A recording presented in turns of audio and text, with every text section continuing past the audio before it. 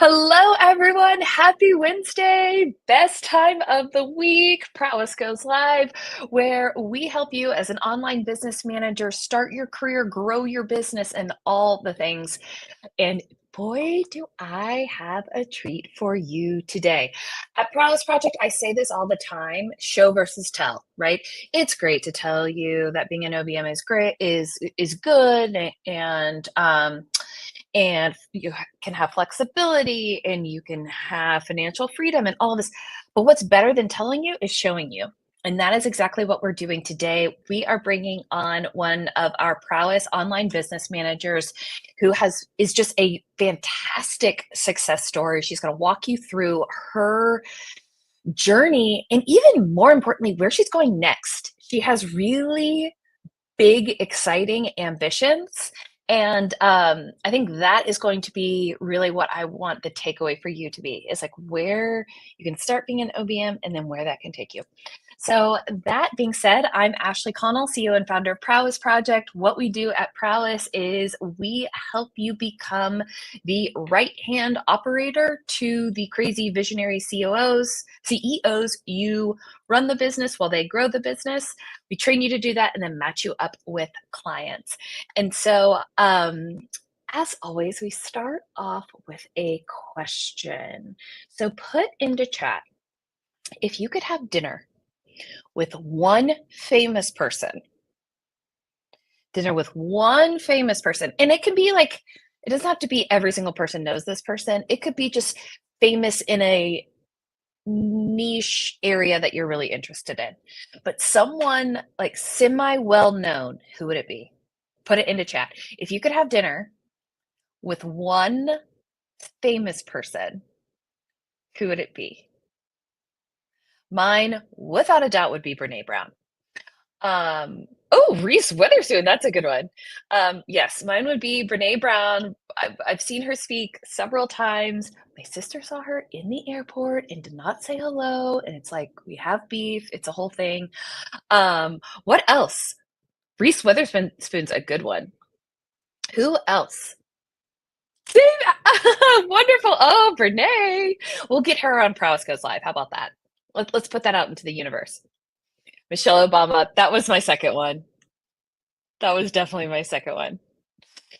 Awesome. Awesome. Well, pretty soon you are going to be saying that you want to have dinner with the famous Tracie Douglas, because this woman is really something special, and I am honored to have her on here today.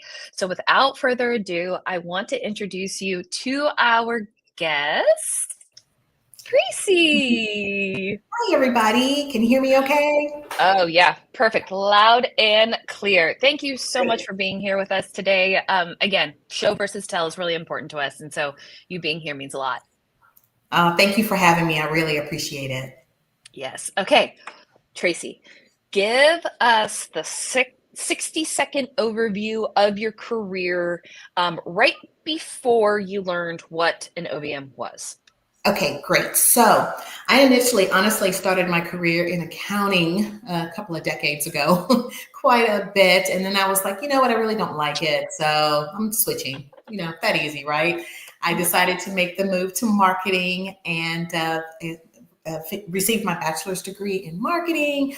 I worked as a project manager in marketing and eventually moved into being a technical project manager and have worked with large big four like PwC and some of the big boys. And then I worked for some of the small agencies and mid-sized agencies around, which was really fantastic. But I really have a soft spot for small business. So it's funny, whenever my friends, family, anyone I know has a small business, they come to me and I just loved to help them. And I really wanted to find a small business of my own. So that's what led me to Prowess. Woo! I love it. So tell me, let's get really clear on where you were in your life. What was happening professionally when you heard this term online business manager and why you were drawn to it? So at the time, I was working for PricewaterhouseCoopers, PwC, and it was just the whole corporate firm environment. And I'm like, I just don't fit in here.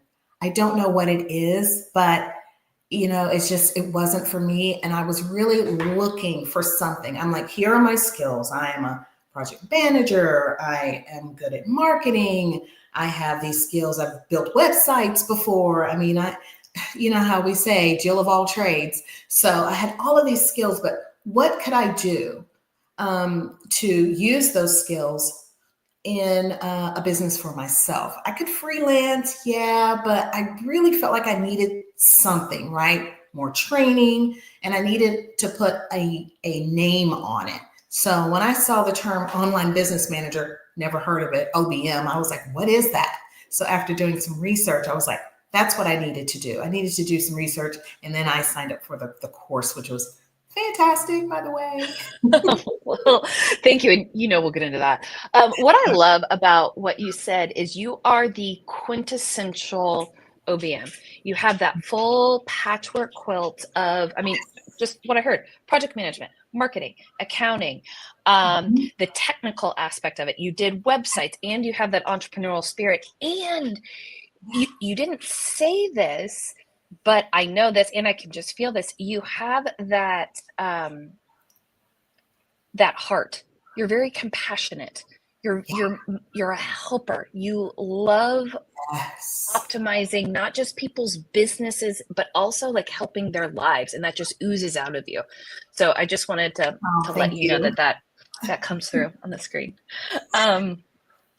So, okay, then you decided to do OBM University. Tell me about that. What aspects of it were super helpful? First of all, defining it, right? Yeah. Just saying that this is something that you can do. I loved that part. The second one was the leverage locator. So anyone who has not taken the course, and you learn about this leverage locator and how to use that as a strategy with your clients, huge game changer for me, because I knew it's kind of like, how to do the work, but how do you become that second in command? How do you become that strategy person that the visionary needs in order to say they've got all these bright, shiny object things out there, but how do you put them into a strategy to put them into processes, procedures, et cetera, so that they can actually happen? How to come up with KPIs, how to build dashboards and metrics and so forth. So to me, the leverage locator was, just a game changer for me. Oh, that's awesome. So for everyone who is listening, what the leverage locator is it's our audit tool. So the problem that we saw in the market was that CEOs would come to us and they'd be like, something's wrong. I don't know what it is, but something's wrong. And I don't know how to onboard someone, but I need them to learn about my business immediately. So this was the brainchild of the amazing Leah Steinkirch, but it is an audit tool that has prompts that you work with ChatGPT to really zero in on what are the top 3 things that this business owner and OBM should do together in order to make the most leverage in their business, hence leverage locator. But yeah, so what I heard you say was you're just going to take that and start productizing that. Actually, I make it a part of the strategy. It's like it's a no-brainer to just implement it from the very beginning. Okay, this is what we need to do, because I believe a lot of CEOs come in and they'll tell me, this is what I need fixed, and this and this and this. But if we take a step back, let's look at the big picture. It's really important, because they may not understand, oh, wait, the big fire is really over here, not over here. Let's focus on this first. And I think that's important as OBMs to be able to come in and say that, in a very nice way. You don't want to sit there and tell them they're not running their business correctly. We have to be sympathetic and empathetic on the way they're running their business. But it's also a way for them to understand, like I said, the big picture, and then say, you can tell them as an OBM, we can go in and say, and this is how we're going to make it work. and here are the results we should be able to see. And we'll tweak it along the way, maybe change some goals or metrics. But this is the place to start with the strategy first mentality. It's very, very helpful. And that's something that I picked up from OBMU. So awesome. So let's talk about the transition. So you did OBMU, A+ student, A stat, and then it's like, oh gosh, I need to go do the dang thing. I need to go start and run this business. How was that transition for you? At first I thought it was going to be, so tricky. So I finished the course in about 2.5 months. I was very eager to finish it very quickly. I think I started at the end of December, maybe the mid-December of 2023. I completed it at the end of January or beginning of February 2024. And it was like, okay, I'm still working full time, but I got to get out of this, right? I'm really ready. So within 3 weeks, I would say, I had an interview with my first client and was hired the very next day. So that was like, what? I can actually do this. It was just amazing. And that first client allowed me to quit my full-time job. Now that's not very common with a lot of people. I'm not going to say it is, but this particular client needed me to come in and do so much work. And I really sold her on this is what we need to do with your business. And at the time, she was running everything through Excel spreadsheets and so forth. So we had a lot of work to do to get her business up to where she needed it to be. That's truly amazing. And if you could think back to that sales conversation, whatever we want to call it, and you said you sold her, what do you think sold her? I think it was helping her to understand that, number one, I cared about her business. I wanted to get in there. I really wanted to learn, what were her goals? I asked her, what is your 12-month goal? What is your 1-year goal? Yeah. What is your 3-year goal, your 5-year goal? Where do you see yourself? What does success look like to you? Which is something else I learned in OBMU. And for her, it was like, wait, someone's on my side, because usually they're used to someone coming in and saying, tell me what to do, instead of let's figure this out together and we will get you there. Oh, Tracie, that is so good. Yeah. Wow. Well done. Thanks. Truly, truly amazing. And so you came in and did what for her exactly? Well, first of all, when I came in, she had a virtual assistant. She had a project manager. She had like a web design person and one other person working on her team. So I thought not only was it important for me to understand the business, but understood what they did, what their roles were.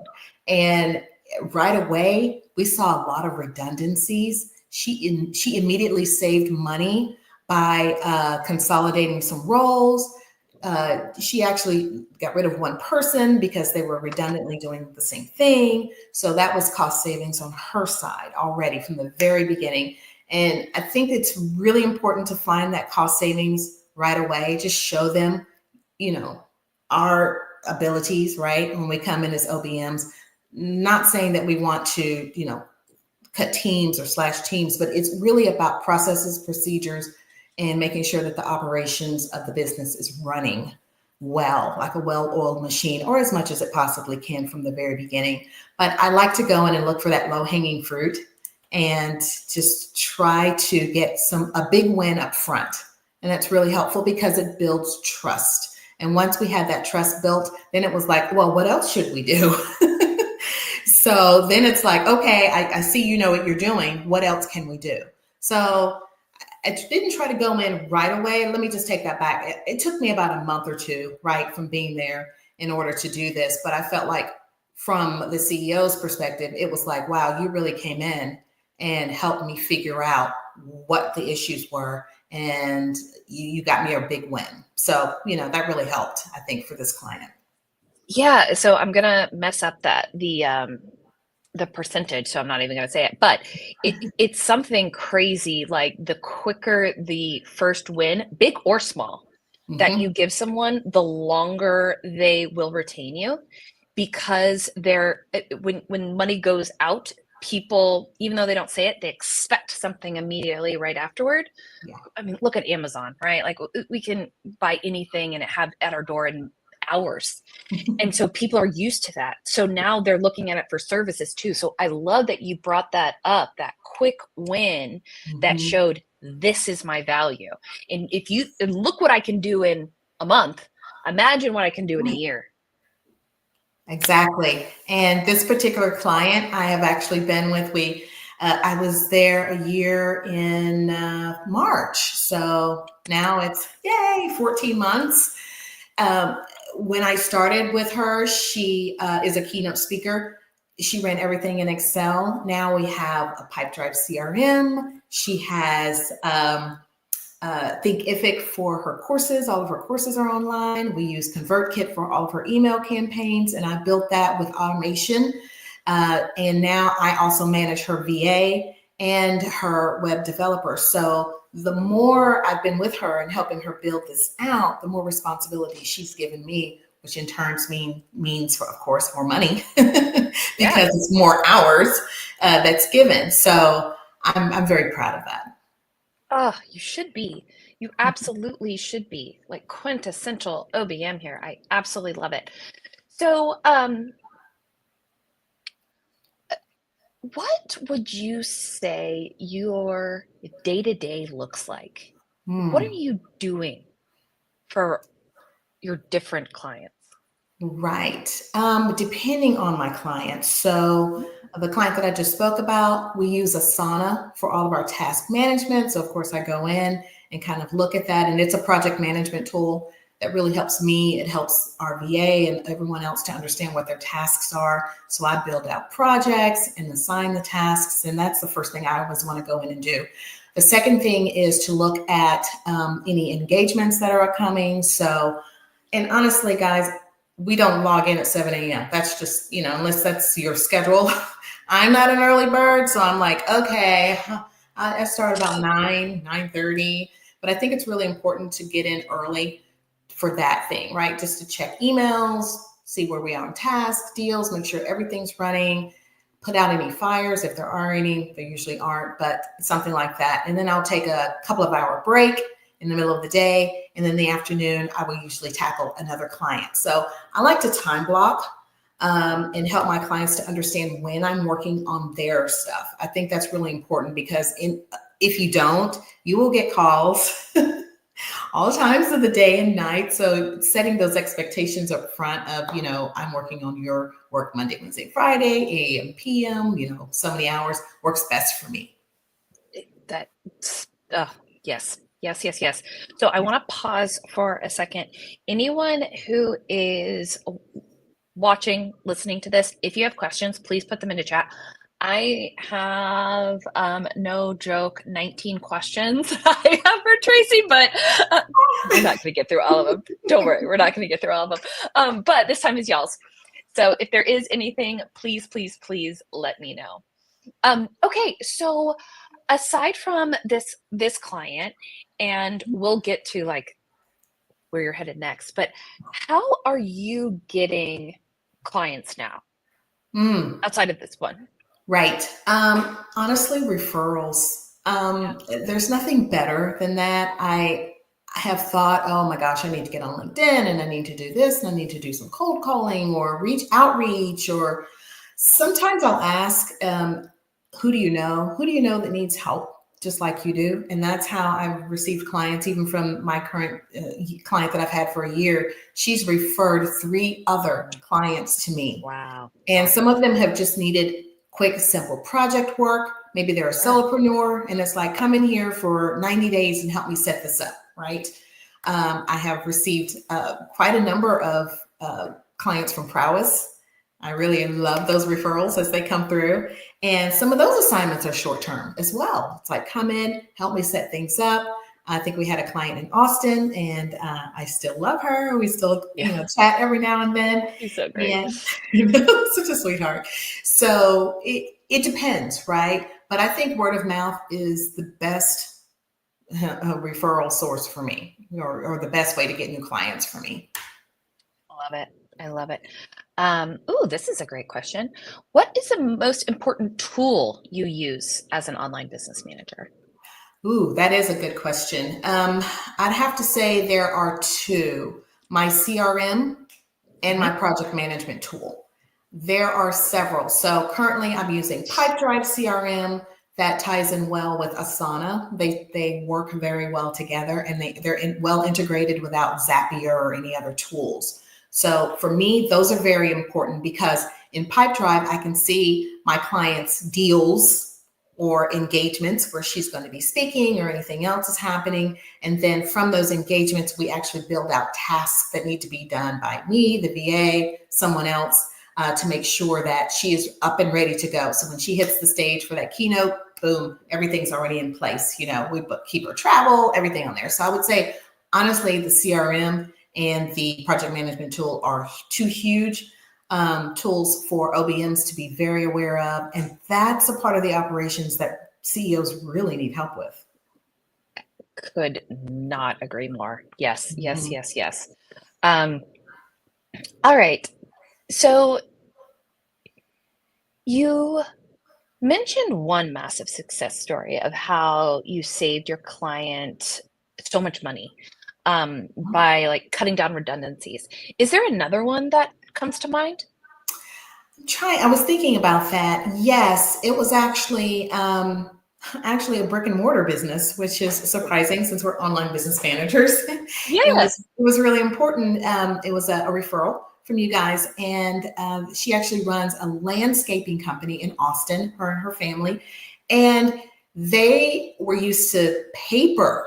They weren't even they weren't even using computer, Excel spreadsheets, or nothing. So imagine taking someone who's used to writing down things and meeting with a group or team in person on projects, especially landscaping projects, and take them out there. So their big thing was how do we speed up our work? And I was like, you have to go digital. And I honestly got in my car, drove to Austin, and spent 2 days in their office and spoke to the staff and helped them to understand the need for Asana. So I implemented Asana. I trained the team on how to use it, and it literally has saved them so much time and money. They had no idea the areas where they were bleeding money, and now they could actually see it and fix it. So setting up those KPIs where everyone could just pick up their phone, literally pick up their phones and dial into the Asana mobile and say, okay, this is okay. We're working on this landscaping, this yard, this blah, blah, blah, blah, blah. And it was so easy. It really saved them a whole lot of time, especially, Austin. You could be in Dripping Springs one day and, be up in what's it called? I'm not from the area, but north of Round Rock and Round yeah, Rock. yeah, That's what I was George. thinking. Yes, Round Rock yes. another day. So imagine the distance that it took for them to, and the cost. So Asana helped them to really batch their projects by areas of town, and they were able to really see the travel time. So there's so much you can do with those So much. tools. Yeah. Well, and she tells me all the time how grateful she is for you. So Oh, bravo, cool. Tracie. You're making us look good. Thank you. Yay. um, okay, so you've done so much to date. What's next? Whew. So it's like deep breaths because even for Yeah. me, it was like a year ago, right? I was like, oh gosh, I'm taking this journey. Now I feel like I'm ready to step up into my next journey, which is going to be, and I'm not sure what I'm calling it yet, either fractional COO or director of operations, but I want to focus more on that strategy piece, right? Let me get in there for the first 30, 60, 90 days with the CEO. Let's build out this strategy and then have a team of my own to actually go in and fulfill the strategy, right? They're the task people, and take myself out of the task role and or train their team. So that would mean coming up with a strategy, writing the SOPs, possibly training the staff on what to do, and then having some sort of retainer model with them. If it's my staff, I could do a retainer model where we do the work, or have a quarterly check-in and then bill quarterly to make sure that we're staying on task and KPIs tracking, all that good stuff. And if we need to tweak anything, we can do it at that point. So that's where I'm going, because as much as I love doing the tasks, I know that building the strategy and making sure that it happens should not be solely left on the CEO to do. It really should. They really need someone else. And I really think having that, COO or, DOO role is what small businesses need too. So that's my future, just building out my business plan as we speak to make that happen. I love it. I love it. I love it. And I say this all the time. Like when we were building Prowess Project, Yeah. we needed to land on a term, right? And so we decided online business manager because it does vary, and we liked that. You could be much more of a strategic OBM, you could be much more of a tactical OBM. So what I love about what you're doing is you're taking it to the next level, and it just shows how well of a foundation having the OBM training, thought process, strategy is, and then where you can go next. So thank you. Yeah, absolutely. And I feel like it's really important. Anyone who's thinking about, the next level, you got to go through the OBM process first. It's really important to put yourself in that role of the LBM so that you can learn the tactical, the tasks, those things first, because until you do, you can go and build out the strategy now, but then they're going to want to know, how is it going to get done? So that's why I say I'm a big proponent on saying you need to do it yourself first for, a few clients, and then you will see how you can move to the next level, how you can get into that COO role, and then have someone else do the work. Does that make sense? I just want to make sure I'm clear. Without a doubt. And God, the emotional intelligence just oozing, asking if it's clear. I just want to come through and hug you. No, it's funny that you say that, because I have been speaking to a ton of clients, or not clients, CEOs lately. And I'm asking them to tell me what they would want in their business and then what they would call it. And I say, would you call it a fractional COO? And the answer that I get all the time is no, because I don't need someone who is going to come in and tell me what I need to get done. Right. I need someone who is going to strategize with me and then get the work done. And so what kept happening is they would bring in these fractional COOs who had been a consultant their entire career and never done the actual job. That's right. And I think as OBMs, even if you transition into that role, it's still going to set you apart, because you're going to be able to say, here's the strategy, but I can direct your team on how to do it. Or I have a team of my own, if that's the route you want to go, and we're going to take care of it for you. It's still the same thing. You're still taking yourself out of that role eventually. But at first, it's really important to do the work. Bingo. So that's what I think is going to be a massive differentiator if you do decide to go like the fractional COO route, is that, oh yeah, by the way, I'll do the work too. Like, that is huge. Yeah. I think that's what CEOs need. They're not looking to bring on someone to just tell them this is what you need to do and goodbye, right? It's a waste of their money. It's a waste of their time. So I think, but as an OBM, you can grow into that role with your client too. Yes. I don't want to sit here and say, the clients that I currently have, I'm never going to work with them again. No, I can now grow with them in that role. So you want to scale up to $1 million? Great. This is how we can do it together. Yeah. Oh, I just love it. I love it. Question, Tracie, what was the first step you would say was imperative in launching your OBM career after OBMU, coming from corporate to OBM using different skills? Honestly, it was opening your mouth. It's opening my mouth, right? And telling people what I do.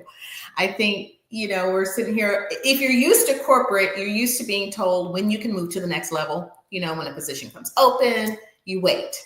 Right? Or you see a job opening and you apply, but you're still waiting for a company to bring you on. When you're an OBM or you run your own business, you got to open your mouth and say, I help such and such, whatever group of people, with this task or this process in order for them to scale their business, or whatever your, what is the term? I can't even remember, but where the offer and the success metric and like what it's all about. Yeah.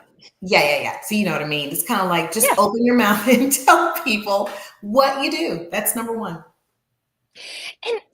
And so as we're talking about this, can you tell us or share with us, if you feel comfortable, like a mistake you made along the way?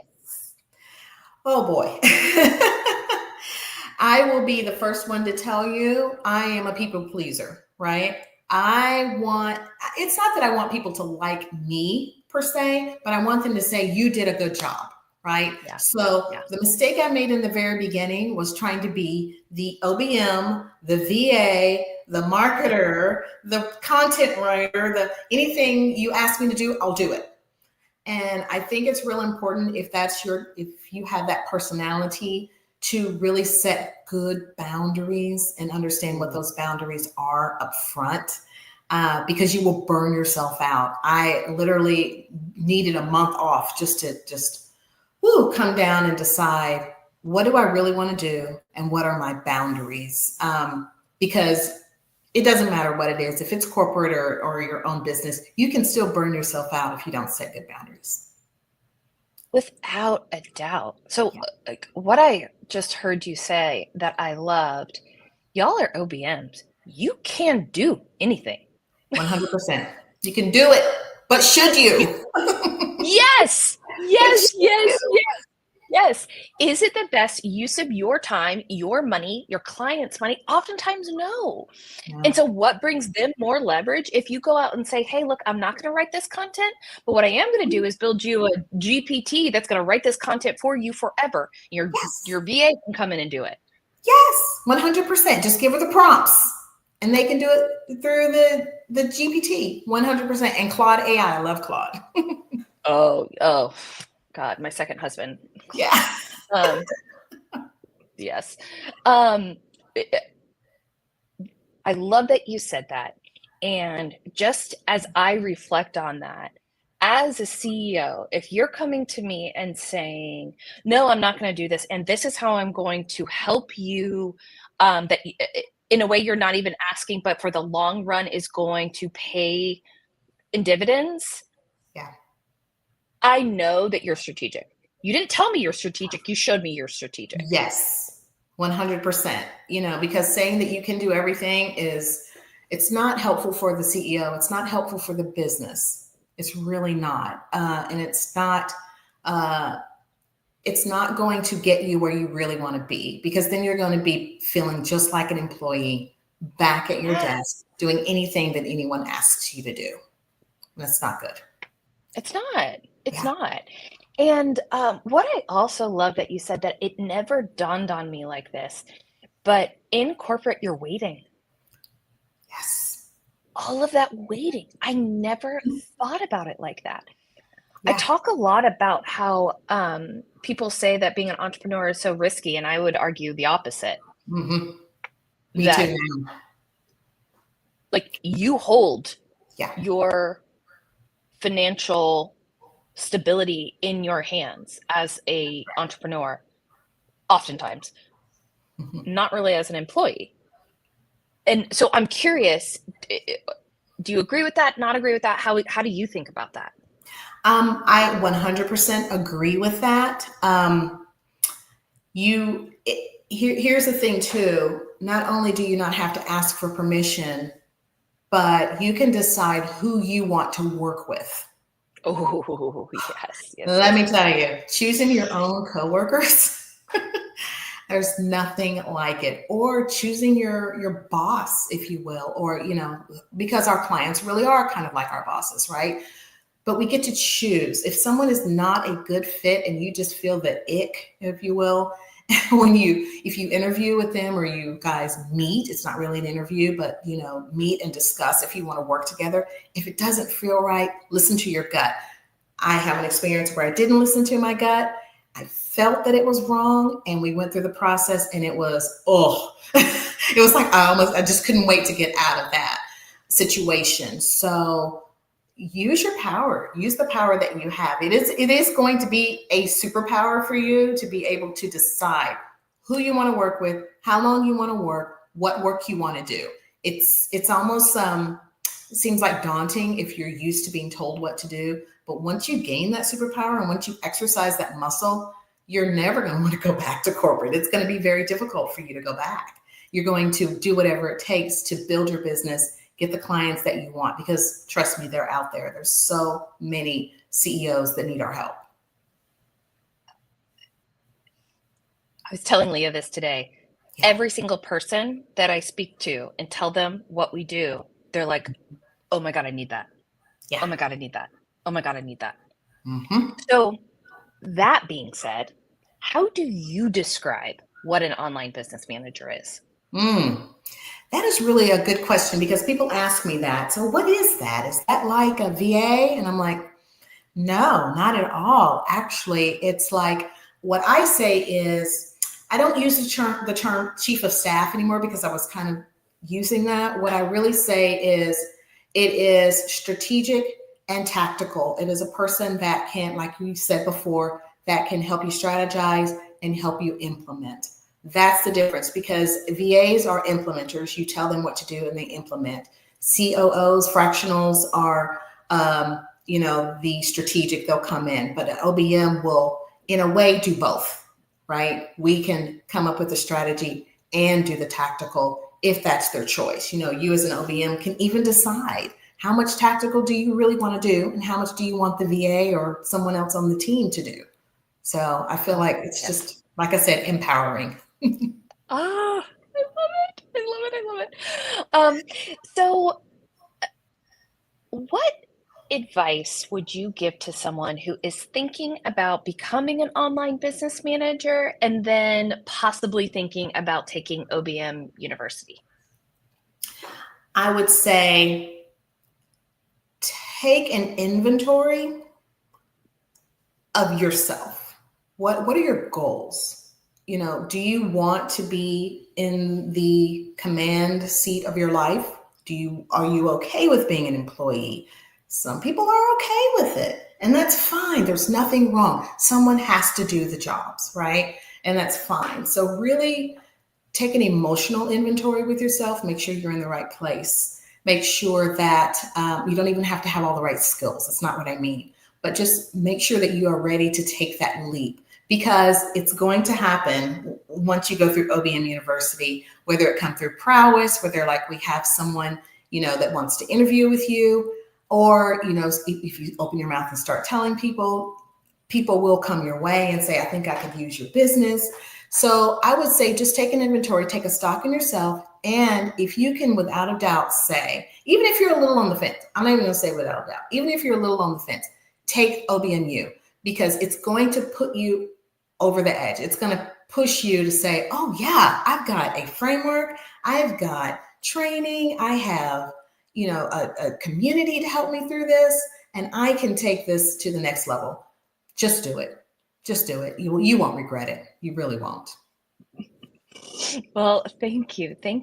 So fast forward 10 years. Where is Tracie Douglas? What is she doing?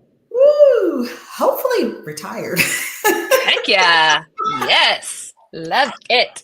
I am so serious. My husband and I have talked about this. It's like, I've heard the term a long time ago, what good are the golden years, without the gold? So we're doing our best to get our retirement.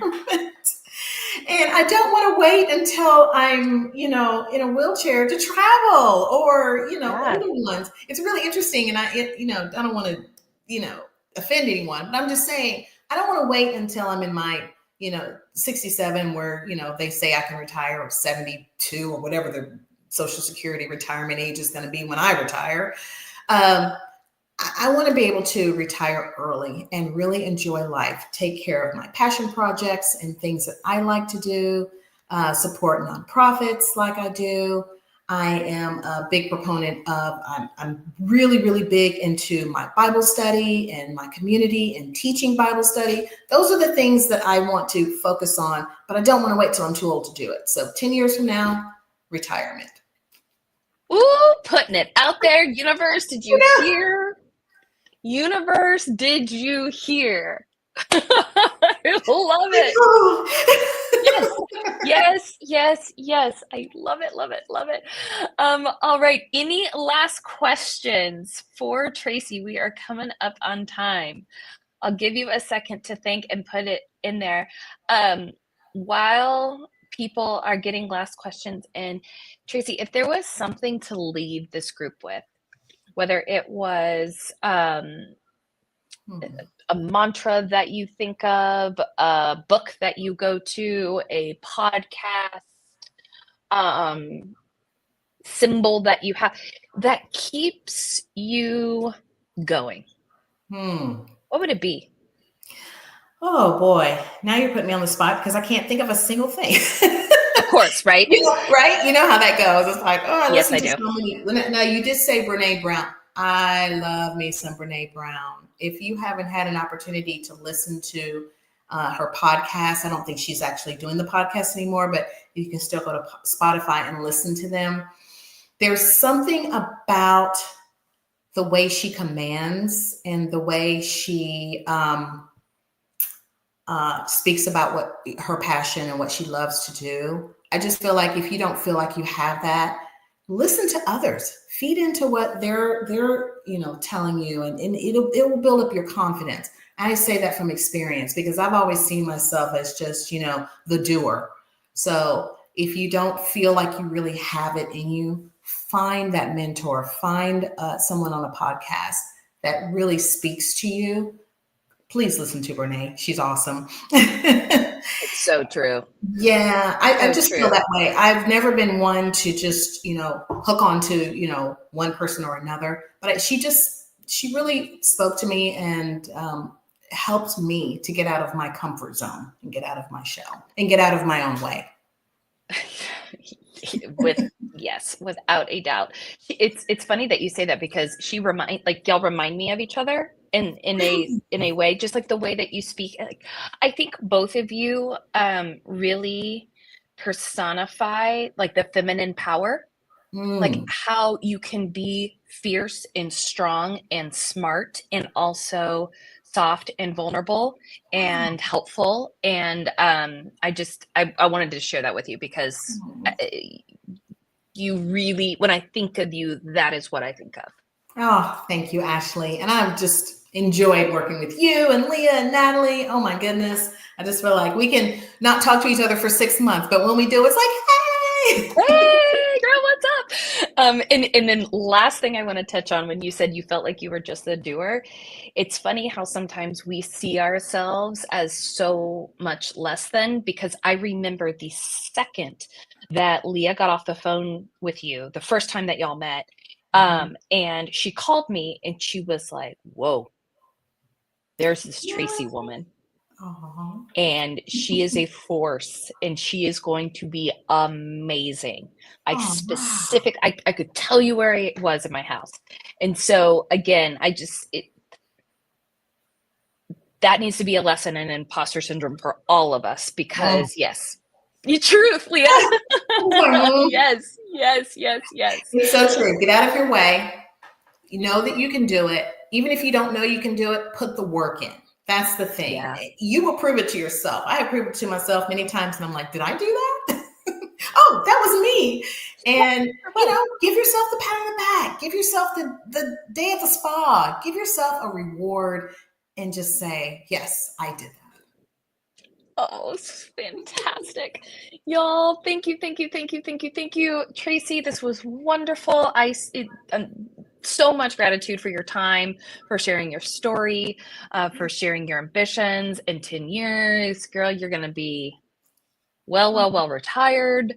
And I can't wait to see what's next in your business. Thank you so much for having me. I really enjoy working with you guys.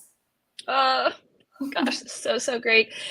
Y'all, if you are interested in becoming an online business manager, please come have a call with us just to chat, right? We're the first ones, actually, Leah and I were talking about this today, that if you're not a fit, we're going to give you other resources to help you along your journey. So this is not a sales call. This is a, hey, If it's a fit, it's a fact, and there's no selling involved. So if you want to become an OBM and it works, let's chat. So if you, oh, wonderful. Yeah, come chat with us. Links in there. Thank you, everyone. We will be here next week this time. That's what I was trying to say. Thank you, everyone, and see you then.